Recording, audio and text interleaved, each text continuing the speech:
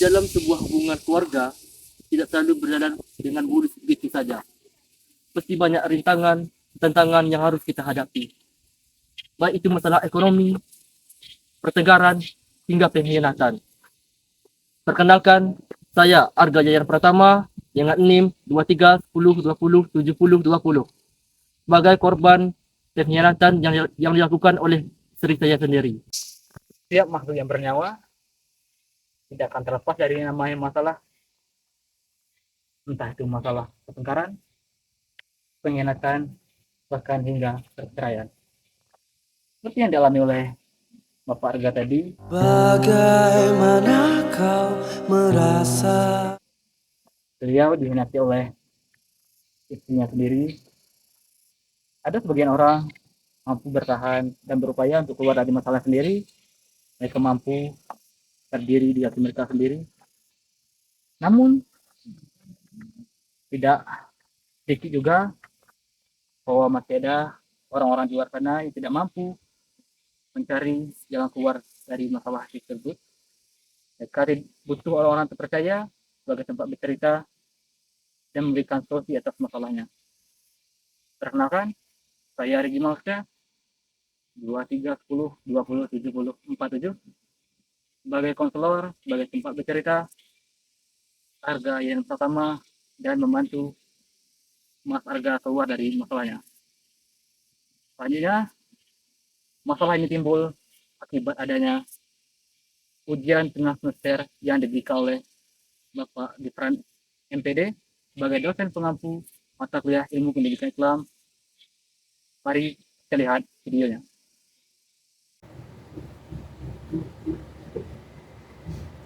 Assalamualaikum Pak. Ya, waalaikumsalam. Boleh saya masuk Pak? Boleh, saya masuk. Siang, Pak. Siap Pak. Silakan duduk. Terima kasih Pak. Sudah lama sepertinya kita tidak bertemu. Iya Pak, sudah lama pergi ya Pak. Bagaimana kabar Bapak? Alhamdulillah baik Pak. Tapi kedengarannya dan dari wajah Bapak tak terlihat begitu baik. Kira-kira ada masalah apa, Pak? Jadi gini Pak, saya bingung mau ceritanya sama siapa. Takutnya nggak ada yang peduli. Ini juga tentang ayah saya Pak. Takutnya malah tersebar, malah jadi menjadikan orang-orang. Bapak tenang aja. Karena kami sebagai konselor dan dalam DKI sendiri pun juga ada beberapa asas. Salah satunya itu asas kerahasiaan, yang mana kami nantinya akan menjaga segala informasi yang akan Bapak berikan pada kami, dan insya Allah tidak akan saya sebarluaskan. Baiklah kalau begitu Pak, saya harap Bapak bisa percaya, dan setelah saya konsultasi nanti saya mendapatkan solusi atau pencerahan dari Bapak. Insya Allah, insya Allah. Tapi Pak, sebelumnya bolehkah saya bertanya apakah di dalam Islam boleh membunuh diri Pak? Loh, kenapa Bapak bisa berpikiran seperti itu? Kira-kira ada masalah apa, Pak? Ceritanya mulai dari mana? Ceritanya gini Pak, saya sudah menikah 7 tahun yang lalu dan saya sudah dikaruniai 2 orang anak. Dan pada saat itu saya menikah setelah saya menyelesaikan kuliah saya di umur 22 tahun dan mulai memasuki dunia pekerjaan. Dan setelah 2 tahun saya bekerja, saya memutuskan untuk menikah karena saya merasa saya sudah pantas untuk memasuki jenjang pernikahan. Setelah saya berpacaran dengan istri saya kurang lebih selama 3 tahun, ketika itu saya semester 3 dan istri saya waktu itu semester 1. Jadi Bapak dan istri Bapak itu punya daya kampung yang sama? Iya Pak. Ya, lanjut. Pada awalnya pernikahan kami baik-baik saja, tidak ada masalah yang besar yang datang ke keluarga kami.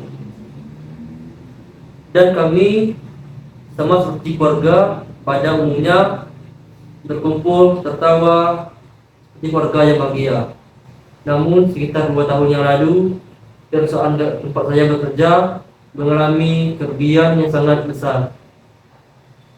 Akibat kerugian yang sangat besar, adanya kebakaran dan akhirnya perusahaan tersebut untuk memutuskan tutup untuk selama-lamanya. Dan itu membuat saya kehilangan pekerjaan, dan setelah itu saya mencoba mencari pekerjaan sambil berdagang. Karena kami tidak mempunyai tabungan yang atau simpanan untuk bertahan hidup, dan saya pun berusaha mencari pinjaman ke orang-orang yang modal untuk berdagang. Dan masalahnya mulai timbul di sini, Pak. Saya berangkat berdagang mulai dari jam 7 hingga pulangnya habis maghrib, bahkan sampai larut malam, Pak. Bapak kenapa bisa berdagang sampai larut malam begitu? Karena itu tergantung dengan pembelinya, Pak. Kadang dagangannya cepat habis, maka pulangnya lebih cepat. Dan jika kalau dagangannya lambat habis, maka pulangnya sampai larut malam, Pak. Kira-kira per hari Bapak dapatnya berapa? Ya kadang dapatnya kalau habis semua dagangannya bisa dapat 70.000. Kalau nggak habis semua ya bisa dapat 40.000, Pak. Kira-kira itu cukup nggak untuk kehidupan Bapak sehari-hari? Ya cukup nggak cukup, Pak. Ya kadang hanya bisa dapat untuk beli beras, sayur-sayuran, yang habis hari-hari itu aja, Pak. Terus bagaimana dengan kabar istri Bapak dan anak Bapak? Yang masalahnya timbul di sini, Pak. Karena hampir setiap saya pulang kerja, saya mendengar kabar dari tetangga-tetangga saya dan berita dari tetangga-tetangga saya bahwa istri saya sudah mengkhianati saya, Pak. Tapi sebelumnya saya tidak percaya dengan apapun yang dikatakan oleh tetangga saya. Karena saya sangat percaya dengan istri saya. Karena setelah kami punya anak pun istri saya belum pernah melakukan hal itu, Pak. Tetapi belakangan ini saya melihat dengan mata saya sendiri bahwa istri saya telah mengkhianati saya, Pak. Mengkhianati? Kira-kira mengkhianati yang bagaimana itu, Pak? Apakah Bapak sudah membuktikan? Iya, Pak. Istri saya udah berani membawa laki-laki lain ke rumah, Pak. Apakah Bapak sudah minta penjelasannya? Udah, Pak. Udah saya tegur, tapi padahal nggak didengar, Pak. Kira-kira udah berapa kali Bapak menagoti istri Bapak? Itu terjadi udah 2 kali, dan saat itu saya marah dan kesal sekali sama istri saya, Pak. Namun ketika saya melihat anak saya yang sedang tertidur pulas, saya tidak tega lagi meninggalkan istri saya, Pak. Meski ku rapuh dalam langkah, kadang tak setia. Namun akhirnya saya memaafkan istri saya, dan sini pula, Pak, saya mulai bingung dan tidak tahan lagi. Jika saya pergi, saya kasihan dengan anak saya. Mereka masih kecil, tapi dengan saya bertahan, saya juga stres, saya trauma, dan saya depresi. Dan akhirnya timbul rasa ingin bunuh diri, Pak. Baik, saya sudah mendengar cerita Bapak. Saya mengerti dan paham sekali apa yang Bapak rasakan, bagaimana perasaan Bapak saat ini, bagaimana upaya Bapak bertahan sekuat ini, bagaimana Bapak bisa memaafkan berulang kali. Saya paham sekali. Namun kita perlu menyadari bahwa setiap manusia, setiap orang pasti memiliki masalah hidupnya tersendiri, baik itu Bapak ataupun saya.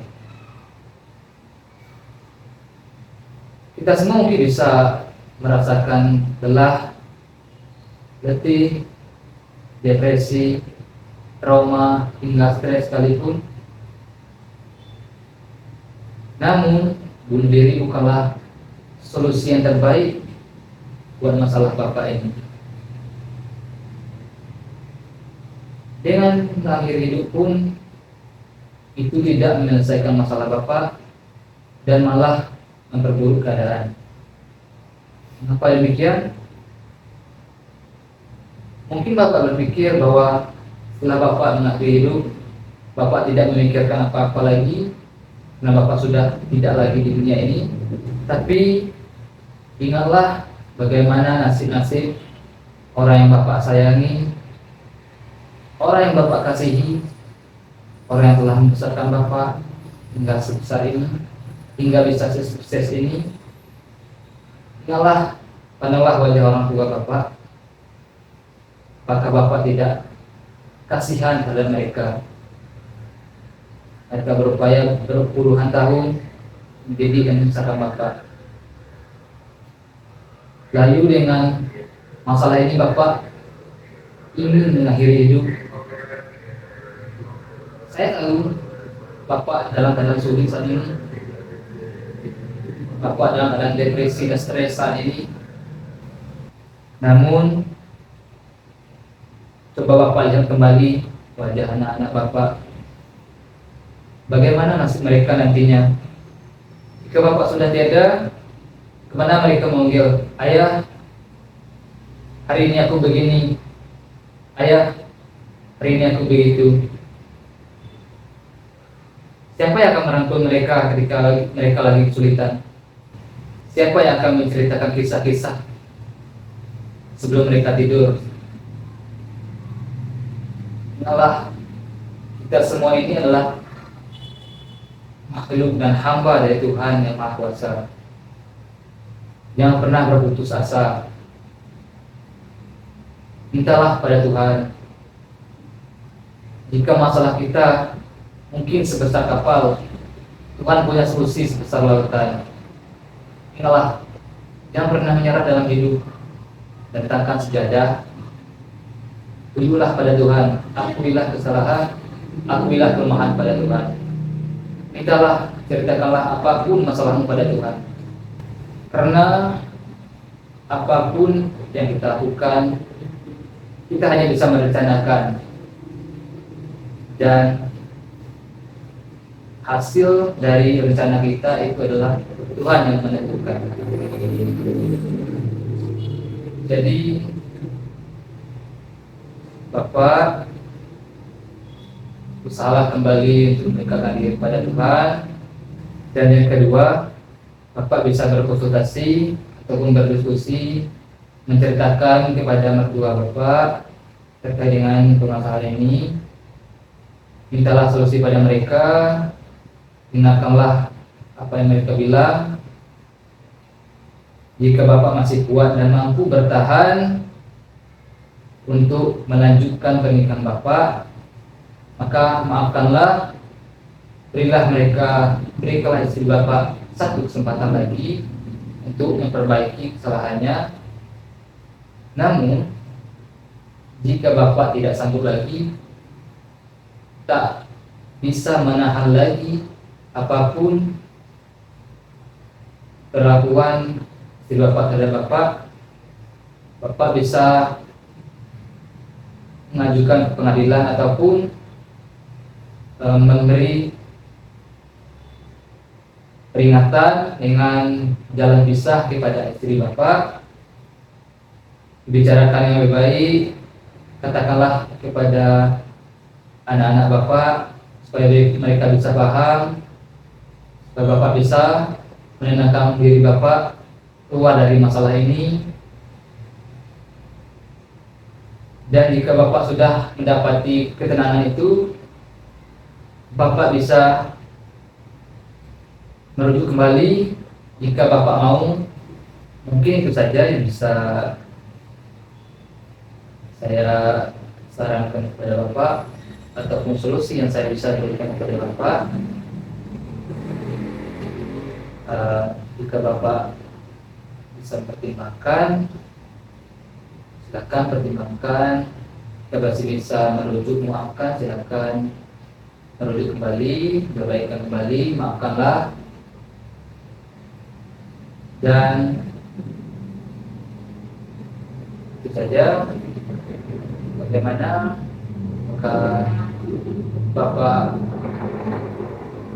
punya pertanyaan lagi ataupun terdapat sesuatu yang masih ingin ceritakan lagi?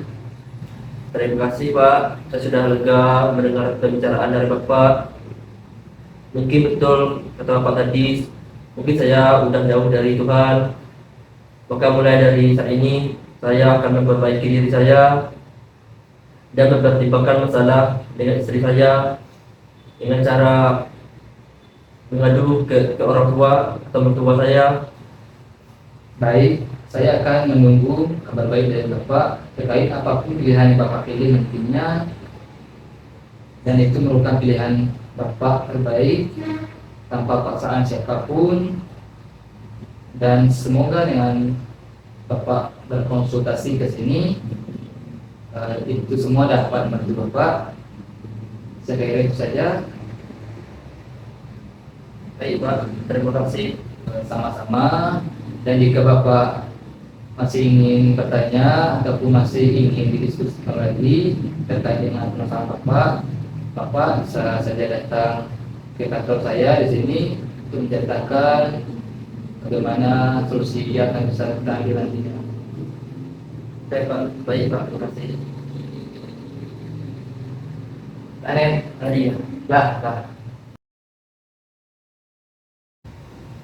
Saya tidak tega meninggalkan istri saya. Namun akhirnya saya memaafkan istri saya. Aduh, itu dapat sih. Dapat sih. Betul. Bagus, tahannya aku bilang.